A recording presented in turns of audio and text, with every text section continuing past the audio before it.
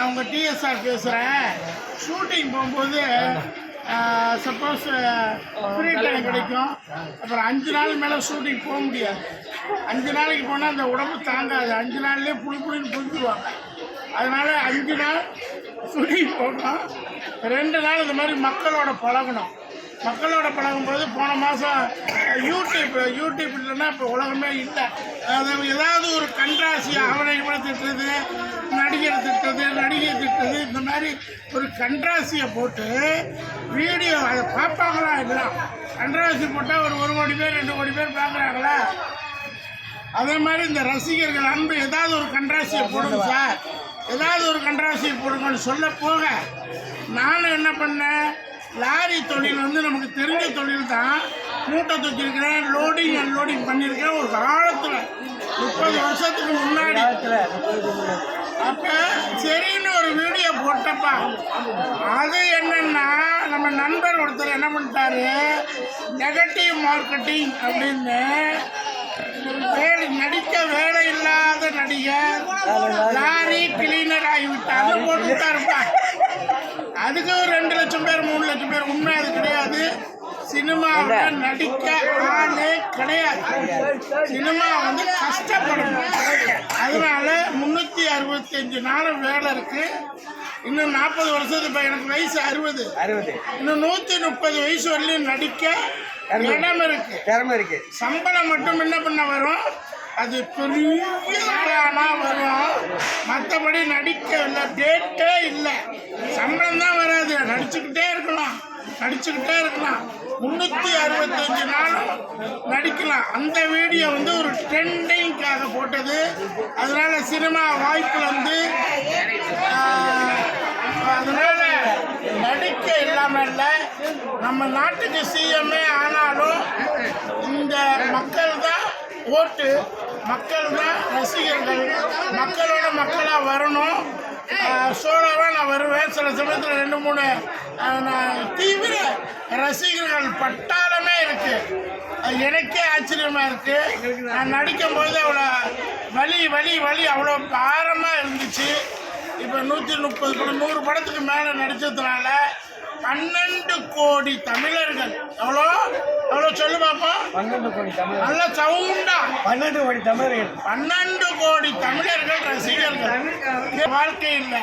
அதனால தான் எம்ஜிஆர், என்டிஆர், டிஎஸ்ஆர்னு வச்சிருக்க பேர் கம்பீரமாக இருக்கட்டும். சினிமாவில் வாய்ப்பு குமிஞ்சு கிடைக்கும். இந்த மாதிரி இளைஞர்களுக்கெல்லாம் சினிமா வந்து சொர்க்கம். அவ்வளோ வேலை இருக்குது. உலகம் எல்லாம் தெரியலாம். இன்னும் நான் இப்போ என்ட்ரி தான் ஆகியிருக்கிறேன். நடித்த இளைஞர்களுக்கு என்ன போல போராளிகளுக்கு சினிமாவில் வாய்ப்புக்கு பஞ்சமே கிடையாது. அதனால அப்பப்போ ட்ரெண்டிங் வீடியோ வரும். நீங்கள் ரசிங்க. என்னென்ன மாதிரி இந்த லைக் பண்ணுங்க, ஷேர் பண்ணுங்க, கமெண்ட் பண்ணுங்க.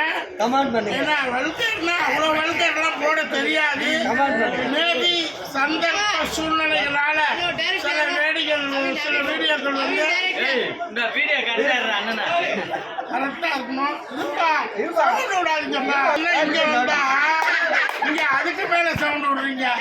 பரவாயில்ல, இதெல்லாம் உழைப்பாளிகள். அதே மாதிரி நானும் வந்து அப்பப்ப ஒரு மக்கள் எங்கெல்லாம் கூடுறாங்களோ, ஒரு இடம் வந்து மால், ஒரு இடம் வந்து அங்காடி, மலர் அங்காடி, காய்கறி அங்காடி, பழம், டிராகன் ஃப்ரூட்ஸ். அடுத்து என்ன ஃப்ரூட்ஸ் எடுப்பா? Kiwi fruits. இந்த மாதிரி பழங்கள் சாப்பிடலாம். உடம்புக்கு ரொம்ப நல்லது. நடக்கணும். நடக்கிற சென்னை ஃபுல்லாக, தமிழ்நாடு ஃபுல்லாக எங்கெல்லாம் மக்கள் கூடுறாங்களோ அங்கே வந்து நடக்கணும்.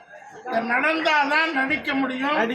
நடிச்சாதான் உயிர் வாழ முடியும். அவ்வளோ பெரிய விஷயம்.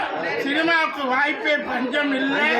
நான் நடித்த 130 படமும் மிகப்பெரிய சக்சஸ்.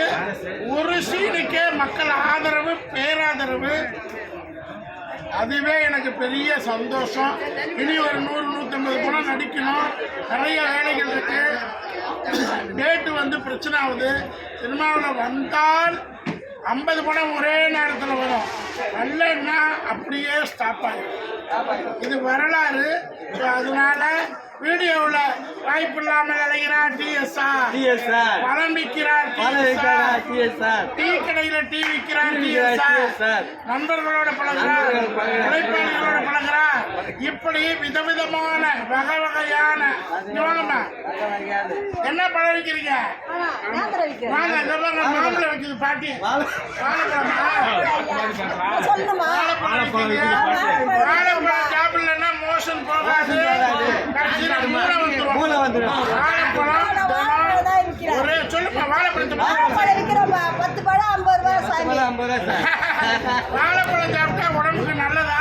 வாழைப்பழம் சாப்பிட்டா உடம்புக்கு நல்லது ஐயா.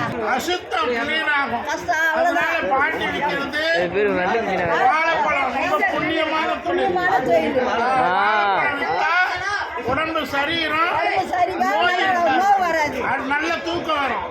அப்புறம் என்ன வரும்? செரிமானம் ஆகுமா? ஆமா, செரிமானம் ஆகும். அந்த காலத்துல ஒரு இலைக்கு ஒரு செரிமானம் வாழைப்பழம். ஆகும்பா. சரி, ரைட்டு. பாட்டி விற்கிறது வாழைப்பழம், நீ என்ன பண்ணுறீங்க? மீன் விற்கிறது டிராகன் ஃப்ரூட்.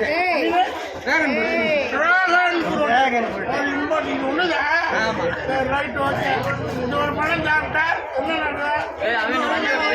உடம்புக்கு ஆரோக்கியம் வரும். ஆரோக்கியம் தான். உடம்புக்கு அப்படியே அந்த ஆரோக்கியம். பழம் வண்டி எடுப்பா. அப்படியே எவ்வளவு உழைப்பாளி, அவனே. ரைட்டு. So, இனிமேல் எல்லா கலந்த கலவையும் டிஎஸ்ஆர் வரும். டிஎஸ்ஆர் கூழ் விற்பார், கண்டக்டர் ஆவார், சோறு விற்பாரு, அடுத்து லோடுமேன் ஆவார், லோடுமேன் ஆவாரு, அடுத்து மரம் கட்டுவார், செடி ஏறுவார், வெளியேறுவாரு, இட்லி சுடுவார், வடை சுடுவார், ஆப்பம் சுடுவார், சாம்பார் வைப்பார், பணியாரம் சுடுவார். வேற என்ன இருக்குது? தோசை சுடுவார், வாழைப்பழம் தோசை, ஆப்பம் சுடுவார். இது என்ன இது? கூடையில சுமப்பார்.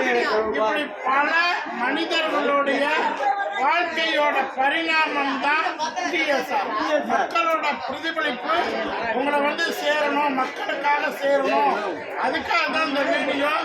ஸோ 100-130 படம் நடிச்சு மக்கள் அன்பை சம்பாதிச்சு இப்போ யூடியூப்ல உங்களுக்கு அன்பை சம்பாதிக்கிறதுக்காக சில வீடியோக்கள் இப்படியும் இருக்கும், அப்படியும் இருக்கும்.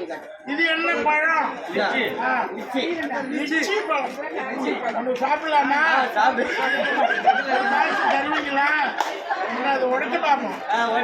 சரி, இந்த மாதிரி சூப்பரா இருக்கு. உள்ள நுங்கு இருக்கும், உள்ள நுங்கு இருக்கும். சேனலை லைக் பண்ணுங்க, கமெண்ட் பண்ணுங்க, கமெண்ட் பண்ணுங்க, பண்ணுங்க. சப்ஸ்கிரைப் பண்ணுங்க. கமெண்ட் பண்ணுங்க. இன்னும் லட்சக்கணக்கான வீடியோக்கள் போடுறேன். இன்னும் 40-50 நாடுகள் உள்ள தமிழர்கள் சுற்றி வரலாம். மக்களை சுற்றினால் நிறைய சுற்றுற மாதிரி. லைக் பண்ணுங்க, ஷேர் பண்ணுங்க, கமெண்ட் பண்ணுங்க. ஓகே. ஓகே.